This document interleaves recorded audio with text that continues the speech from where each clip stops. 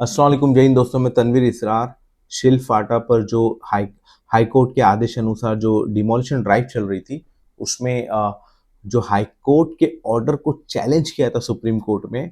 मैं ये वीडियो इसलिए बना रहा हूँ ताकि हमारे मुमरा और शिल के लोगों को समझे कि किस तरीके से जो आपको जो आश्वासन देते हैं ना कि कानून कोर्ट कचहरी सब संभाल लिया जाएगा, ऐसा कर दिया जाएगा, कुछ नहीं होता है, इधर पैसे दे दिए तो वो हो जाता है। नहीं, अपने हमारे जो देश में इंडिया में कानून है और जब कोई कानून के दरवाजे पर जाता है तो प्रॉपर तरीके से लीगल कार्रवाई होती है। आप शॉक हो गए कि सुप्रीम कोर्ट ने किस तरीके से और हाई कोर्ट ने किस तरीके से ये पूरी जो एक्टिविटी जो पूरी जो डिमोलिशन ड्राइव को हैंडल किया है। मैं वर्ड टू वर्ड आपको पढ़ के सुनाऊंगा। सब में पहले हम सुप्रीम कोर्ट का जो ऑर्डर है, जो रिमार्क्स है उसको पढ़ेंगे। उसके बाद हम 16 तारीख को फिर से जो हाई कोर्ट में स्टे के लिए डिमोलिशन ड्राइव के लिए रोकने के लिए स्टे के लिए जो गए थे उसके बारे में भी, उसके भी ऑर्डर्स के कुछ की पॉइंट्स पढ़ेंगे। सब में पहले मैं आपको पढ़ के सुनाऊंगा। देखिए क्या लिखा है ये न्यूज आर्टिकल में।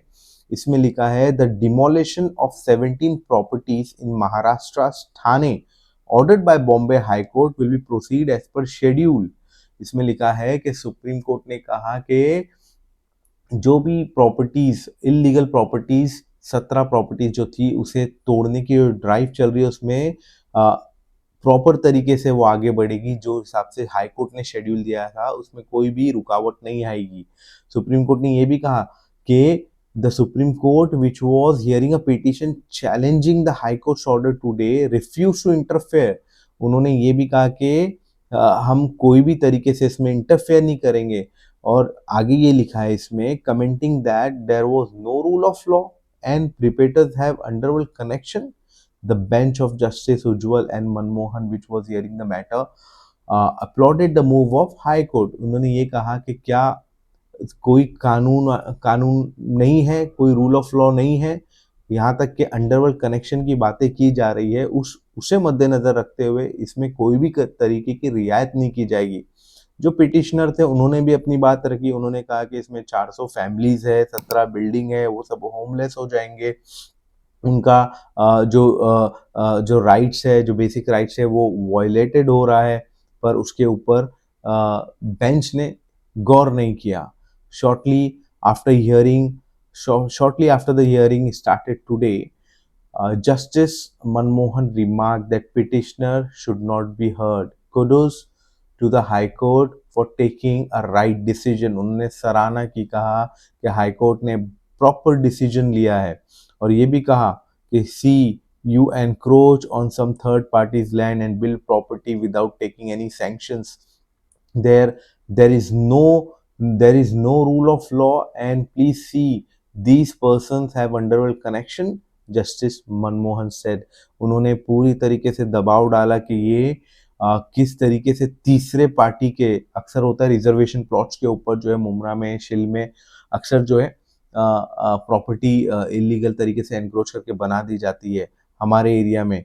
पर उस चीज़ों को मद्देनजर रखते हुए उन्होंने कहा किस तरीके से थर्ड पार्टी के इतनी डेयरिंग कैसे हो रही है लोगों की कि थर्ड पार्टी के प्रॉपर्टीज के ऊपर कोई आकर बिल्डिंग बना देता है, इलीगल कंस्ट्रक्शन कर देता है। साथ ही में ये भी कहा कि the case was heard by Bombay high court when elderly woman filed a petition saying her land has been grabbed and built on illegally. जो इसका जो ऑर्डर के ऊपर जिसने केस इनिशियली फाइल किया था, मेरे ख्याल से जनवरी वगैरह में फाइल किया होगा, वो लेडी जो है उन्होंने कुछ पॉइंट्स लिखे थे। उस पॉइंट्स का डिस्कशन हो रहा है इसमें कि उनका कहना था कि उनके ज़मीन के ऊपर जबरन जो लैंड माफिया थे उन्होंने कब्जा कर कर इसके ऊपर बिल्डिंग बनाई। उन्होंने सीएम को लेटर लिखा, उन्होंने डेप्यूटी सीएम को लेटर लिखा, उन्होंने सिविक बॉडीज में लेटर लिखा, और उसके बावजूद भी कोई कार्रवाई नहीं हो रही थी। लास्ट में ये बहुत इंपॉर्टेंट है, जो इलीगल तौर पे कंस्ट्रक्शन करते हैं उसके लिए भी उन्होंने एक लाइन कही है यहाँ पर कहा कि taking a stern note on illegal construction within the limits of Thane Municipal Corporation, the Bombay High Court had ordered ordered a judicial inquiry into 17 allegedly unauthorized structure including multi-storied buildings in Shildigar near Mumra। ये कहा गया है कि ये illegal constructions उसके ऊपर judicial inquiry बैठे कि ये कि इतनी 17 बिल्डिंग किस कैसे बन गई, इसमें कौन कौन इन्वॉल्व है, क्या है, इसके ऊपर जो कार्रवाई करने के लिए इसके ऊपर जुडिशियल इंक्वायरी बैठाने के लिए हाई कोर्ट ने ऑर्डर दिया है। साथ ही में ये बहुत इम्पोर्टेंट है जो फ्यूचर में अगर आप भी सोचेंगे कि मैं आगे चल के बिल्डिंग ले लूंगा या मैं खुद बिल्डिंग बनाऊंगा, तो उसके लिए लाइन बहुत इंपॉर्टेंट है। आप ये देखिए, expressing shock over illegal constructions and delay in action, the High Court has directed Thane Municipal Commissioner to conduct a survey of all illegal structure across its ward, including developing areas and green zone, and act against them।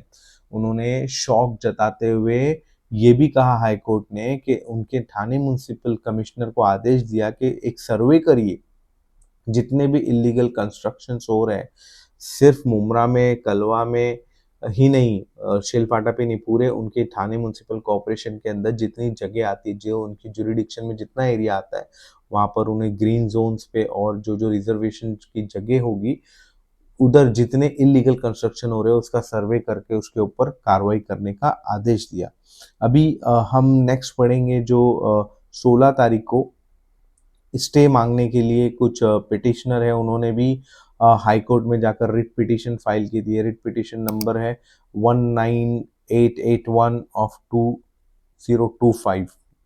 इसमें petitioner को यहाँ भी रियायत नहीं मिली है। यहाँ पर मैं छोटे 2 की पॉइंट्स पढ़ के सुनाऊंगा, पूरा डिटेल में नहीं सुनाऊंगा मैं। आप देखेंगे इसमें पॉइंट नंबर 4 लिखा है। ये ऑर्डर कॉपीज जो है मैं अटैच कर दूंगा मेरे डिस्क्रिप्शन में, आप इसे डाउनलोड करके पढ़ सकते हैं।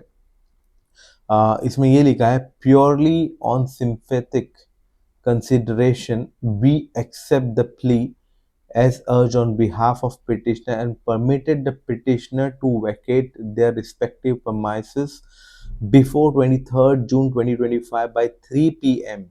There shall be no further extension whatsoever। इसमें भी स्टे कोई 5 साल का, 1 साल का या जब तक जजमेंट आता है तब तक का नहीं है। इसमें भी टाइम लिमिट, टाइम बाउंड डाल के जो है हाई कोर्ट ने ये पिटिशन को राहत नहीं दी है। टू बी ऑनेस्ट, इसमें कहा है कि 23 तारीख तक जो पिटिशनर है, पिटिशन नंबर 44 जिसका यूनिट था वहां पर, जिसका घर था इलीगल बिल्डिंग में प्रोबेबली, उन्हें ये कहा गया है कि 23 तारीख के दोपहर में 3 बजे तक उन्हें घर खाली करना है ताकि डिमोलिशन ड्राइव जो है वो कंप्लीट हो सके। ये भी आगे लिखा हुआ है कि this shall be subject to petitioner placing on record and undertaking in the usual form by tomorrow that they shall unconditionally vacate their premises before 23rd June 2025 and it shall and until such time they shall not in any manner put anyone else in the occupation or create any third party rights whatsoever। ये भी कहा है कि अगर उन्हें 23 तारीख तक की रियायत चाहिए, अगर उन्हें ये रियायत चाहिए तो उन्हें पहले तो रिटर्न में उन्हें लिख कर देना होगा, प्रोबेबली मे बी एफिडेविट के द्वारा या जो भी अंडरटेकिंग है उन्हें देना पड़ेगी कि उन्हें 23 जून के 3 बजे तक जो है घर खाली कर देंगे और ये इसके ऊपर ये घर वो किसी और को ओनरशिप या थर्ड पार्टी को नहीं देंगे, बेचेंगे नहीं या कोई टेनेंट को नहीं अंदर डालेंगे, एक्स वाई जेड जो भी उनके जो कोर्ट के जो टर्म्स होते हैं उस हिसाब से। अगर लास्टली इसमें इंपॉर्टेंट चीज है, आप ये देखिए, ये लिखा है, in the event such undertaking is not filed and a copy of the same is not furnished to the advocate for the municipal cooperation, the protection as granted by the order shall not be applied to such petitioner। इसमें clear लिखा है कि अगर वो return में नहीं देंगे कि हम ये तारीख को खाली कर देंगे, घर वैकेट कर देंगे डिमोलिश करने के लिए, तब तक ये जो रियायत दी गई है वो उसकी मान्यता नहीं रहेगी, इसकी वैलिडिटी नहीं रहेगी। साथ ही में ये भी लिखा है, in such event the municipal corporation is free to take demolition action in according with the law. उसमें क्लियर लिखा है कि अगर ये नहीं मिलता है तो डिमोलिशन के लिए ठाणे म्युनिसिपल कॉर्पोरेशन को जो करना है वो आगे बढ़कर कर सकती है।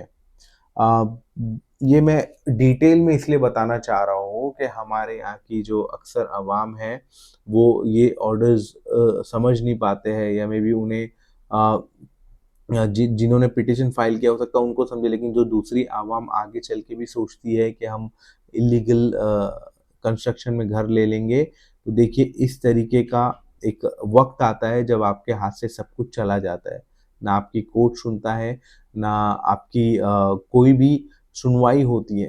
तो बेहतर यही है कि किसी के झांसे में मत आइए। कोई बोल देगा भाई अ, अरे पैसे दो काम हो जाता है, मैं सेट कर लूँगा, इनके चक्कर में बिल्कुल ना पड़े, क्योंकि ये एक परमानेंट चीज़ नहीं है। ये आज है, कल इनके ट्रांसफ़र हो जाते हैं। आज है ये कल यहाँ पे नहीं होते हैं। भले वो कोई गवर्नमेंट ऑफ़िशियल हो या कोई जो आपको आश्वासन देने वाला बंदा हो, वो टेम्परेरी होता है, लेकिन आपके पेपर्स, आपकी लीगैलिटी वो लाइफ़ टाइम होती है। उम्मीद है ये वीडियो के थ्रू आपको ये पूरा सिनेरियो जो है, जो 12 जून से 16 जून के बीच में हुआ है, ये आपको समझ आएगा और आप एक अच्छा डिसीजन अपने सेविंग के साथ लेंगे, ना कि एक किसी के बहकावे में आके गलत डिसीजन लेंगे। शुक्रिया।